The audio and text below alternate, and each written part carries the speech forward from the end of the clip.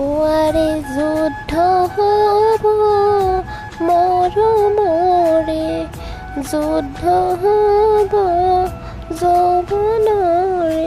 এয়া দেখিছে ন মোৰ যুদ্ধ আৰম্ভ হৈ আছে। ভালকৈ দিছোঁ চিকুট এটা, আৰু চিকুটটো দিয়াৰ পাছত একদম মানুহটো খঙতে একদম পেলাই দিছে মোবাইল। যা মোবাইল নোলোৱা। ইমান যে খং কৰিছে ঠিক নাই, কিন্তু মই লাগি এনেকৈ থাকি মই বৰ ভাল পাওঁ, কেলৈ নাজানো দেই।